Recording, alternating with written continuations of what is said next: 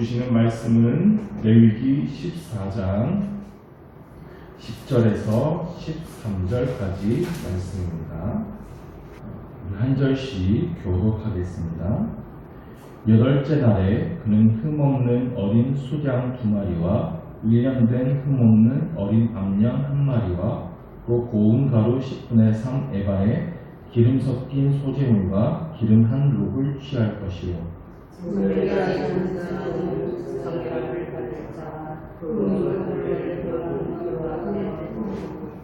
어린 수양 1마리를 가져다가 기름 한 록과 아울러 속건제를 드리되 여호와 앞에 흔들어 유오제를 삼고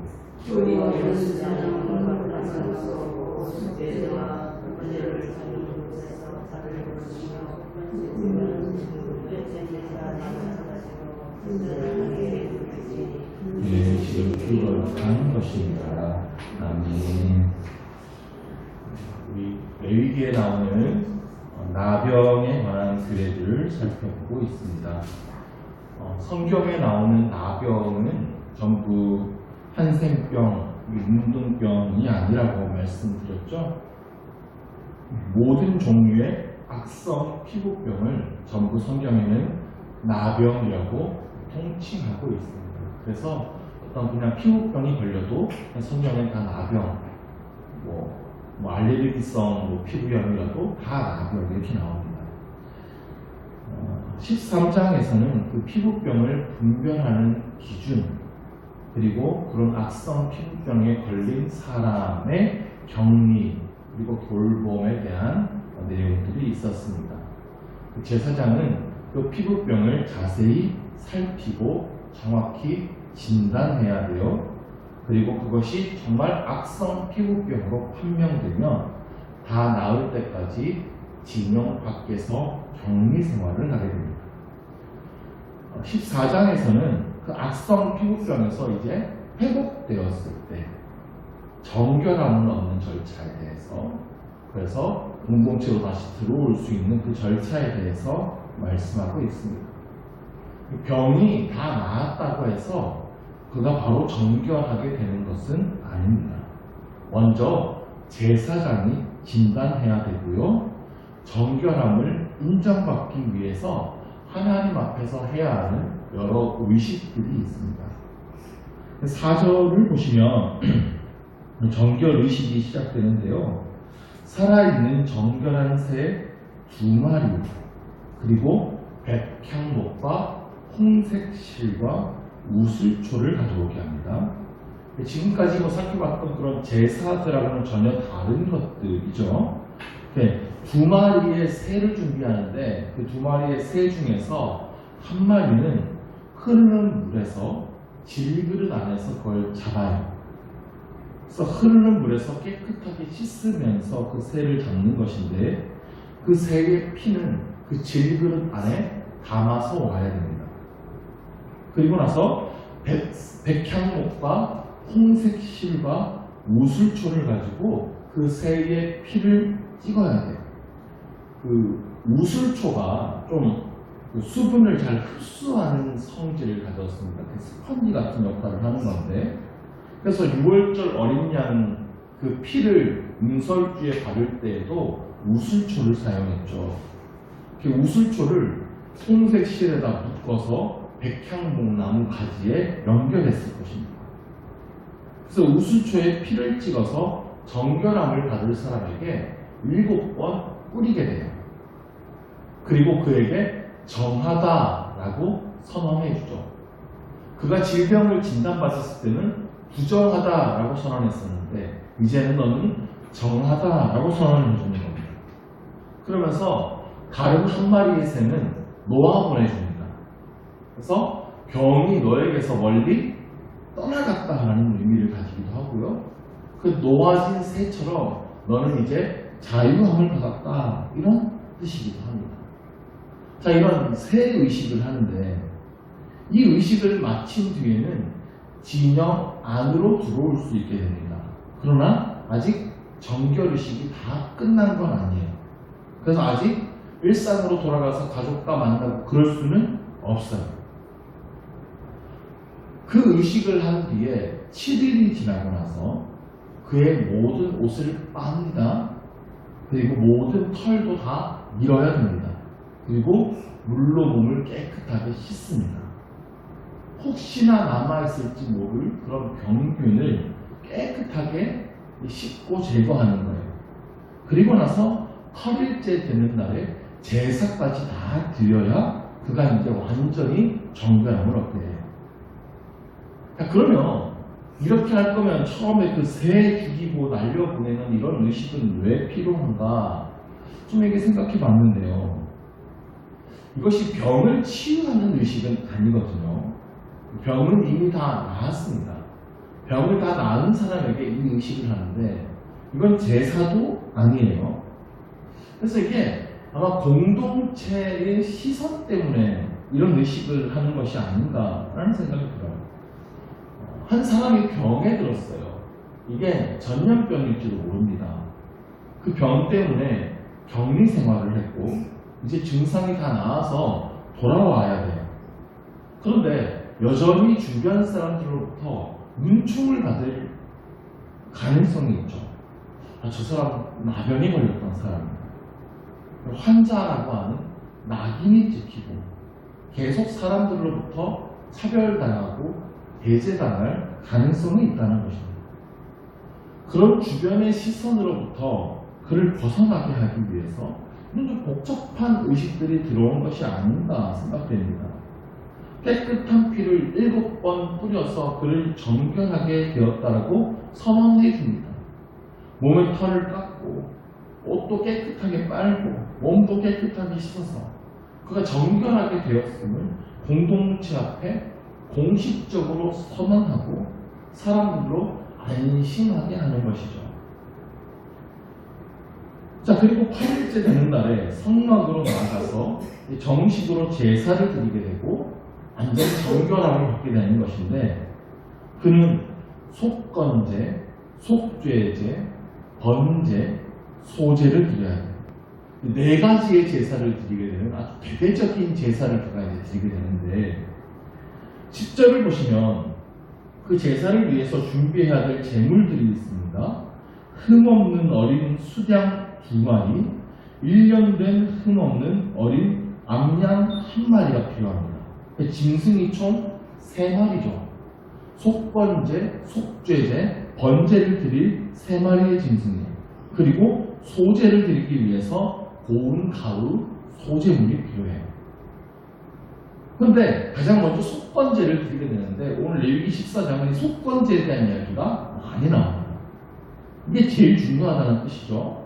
12절을 보시면 어린 수양 1마리를 가져다가 기름 한 록과 아울러 드립니다. 록이 단인데 한 300ml 정도 됩니다.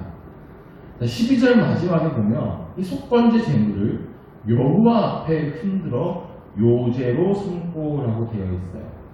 이 요제라고 하는 것은 흔들어서 드리는 제사 방법입니다. 불로 태워서 드리는 제사를 불을 화자 써서 화제라 그래요. 불로 태우는 제사는 화제예요. 근데 제물을 태우지 않고 제물을 높이 그냥 들어서 드리는 제사가 있어요. 이걸 거제라고 그래요. 근데 이 요제는 제물을 흔드는 거예요. 제단 앞에 가서 제물을 위아래 양옆으로 이렇게 흔들어 줍니다. 이걸 제물을 하나님께 넘겨드린다라는 의식이에요. 그리고 그 속번제 제물은 제사장에게로 돌려드리게 됩니다. 자, 이 속번제를 이렇게 드려라라고 명하고 있는 것인데, 그럼 속번제는 우리가 한번 제사 배우지 않았습니까? 속번제 언제 드리는 겁니까? 속건제는 재산에 피해를 끼쳤을 때 드리는 겁니다. 그 누군가의 재산에 피해를 끼쳤을 때 보상해주는 제사예요. 하나님의 성물에 피해를 끼쳤거나 타인의 재물에 손해를 끼쳤을 경우에 5분의 1을 그에게 더하여서 배상해주며 하나님께 드리는 제사가 속건제예요. 그런데 악성 피부병에 걸려서 격리되었던 사람이 누구한테 피해를 끼쳤다고 그가 속건제를 드리죠? 가족으로부터 격리되어 있었고 공동체로부터 격리되어 생활을 했었어요. 누구에게도 손해를 끼치지 않았어요. 그런데 하나님은 속건제를 드리라고 하십니다. 제가 군대 가보니까요, 군인은 다치면 안 돼요. 군인은 아파도 안 된대요. 물론 아플 수도 있고 다칠 수도 있는데 그건 잘못하는 거예요. 왜냐하면 군인이 다치면 그 나라의 전투력에 손실이 되기 때문입니다. 자기 몸이 아니라 나라의 몸인 거예요.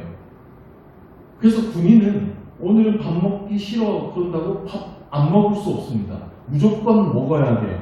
군인이 밥 안 먹으면 전투력에 손실이 와요. 우리도 마찬가지입니다. 우리 몸은 내 것이 아니라 하나님의 것입니다. 그러니까 우리가 아프면 하나님께 손해를 끼치게 되는 겁니다. 우리 몸은 하나님의 거룩한 성물인 것입니다. 그래서 이 환자가 속건제를 드리면서 그 사실을 기억하게 하는 거예요. 아, 내 몸은 내 것이 아니구나. 나는 하나님의 것이구나. 내가 아픔으로 인하여서 하나님께 손해를 끼쳤구나. 하나님을 섬기고 하나님을 예배해야 되는 하나님의 선물이구나 라는 것을 기억하게 되는 것입니다. 그러므로 여러분 아프지 마시기 바랍니다. 여러분이 아프면 여러분만 손해가 아니라 하나님에게도 손해가 되는 거예요. 건강하게 주신 사명 감당하시기를 바랍니다. 그것이 하나님께 유익이 되는 거예요. 그러므로 우리는 나 자신을 소중하게 여겨야 되는 거예요. 내가 하나님의 선물입니다. 그래서 깨끗하고 청결하게 살아야 하는 것입니다. 자이든 타이든 우리 몸을 상하게 해서는 안 돼요. 우리 몸이 상하면 하나님이 더 고통스러워하시고 하나님이 더 안타까워하신다는 것을 기억하셔야 됩니다. 우리 자녀가 아프면요 부모도 고통스러워하잖아요. 그러니까 우리가 아프면 하나님도 괴로워하시게 되는 거예요.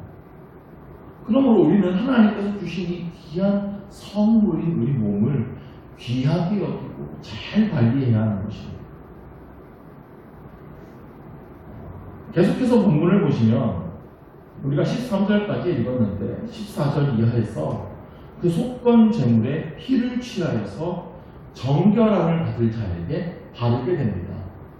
오른쪽 뒷부리와 오른쪽 엄지 손가락과 오른쪽 엄지 발가락에 바르게 되죠. 이거 어디서 들어보지 않으셨습니까? 제사장이 미임식을 할 때 이거 똑같은 의식을 했죠. 제사장은 그 사람의 왼쪽 손바닥에 또 기름을 따릅니다. 그리고 남은 기름을 역시 또 오른쪽 뒷부리와 오른쪽 엄지손가락과 오른쪽 엄지발가락에 바르고요. 또 남은 기름을 머리에 붓게 됩니다. 자, 머리에 기름 부음을 받을 수 있는 직분은 딱 세 가지입니다. 왕, 제사장, 선지자예요. 그런데 여기서 악성 피부병에서 나음을 받은 환자에게 기름을 부어버려요. 이제 너는 거룩한 하나님의 사람이 되었다라는 것을 증명해 주는 것입니다. 사람이 병에 걸리기도 하고 낫기도 하는데요. 심각한 병에 걸렸을 때는 다 나았어도 여전히 병자 취급을 받기도 합니다.